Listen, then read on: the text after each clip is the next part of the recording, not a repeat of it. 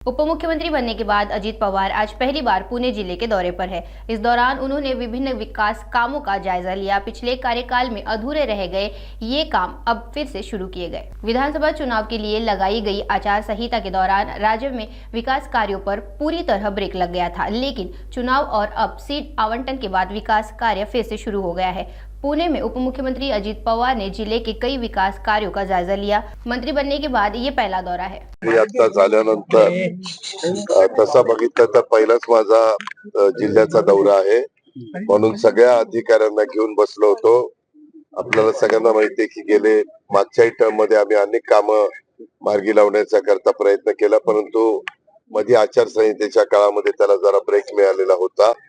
पुन्हा इथले मेट्रोच्या संदर्भातली कामं असतील, इथल्या रिंग रोडच्या संदर्भातली कामं असतील, इथलं ट्रॅफिकचा समस्या आपल्या पुणेकरांना फार भेडसावायला लागलेली आहे।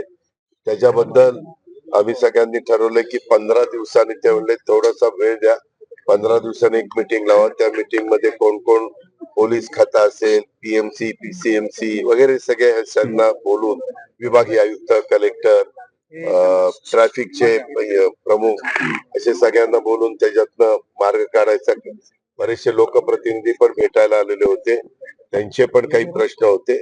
अशा काहींचे पीएमआरडीसी होते, काहींचे पीएमसीचे होते, काहींचे पीसीएमसीचे होते, काहींचे विभागीय आयुक्तांची होते।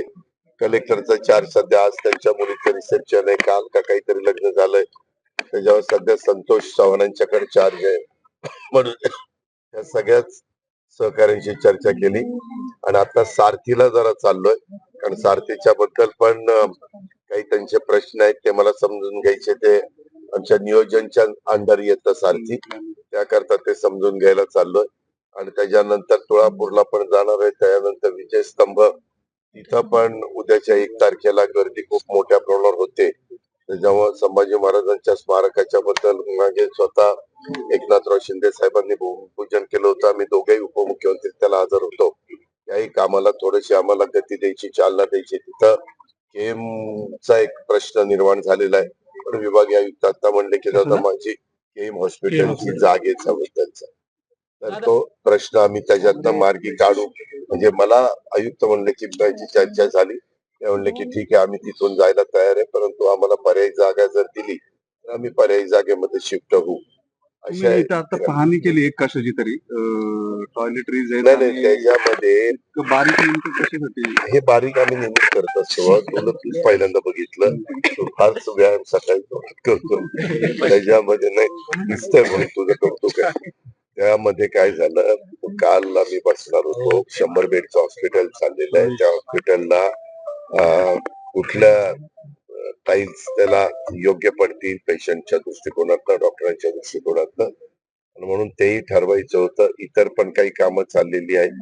मग मी चीफ इंजिनियर अतुल चव्हाणांना म्हणलं की उद्या आपण पुण्यातच व्हरायटी पुण्यात जास्त आपल्याला पाहायला मिळते, म्हणून बारामतीच्या ऐवजी पुण्यामध्ये व्हरायटी। आता तुम्ही बघता बारीकपासून तिथपर्यंत त्यांचा सॅम्पल गेलेले।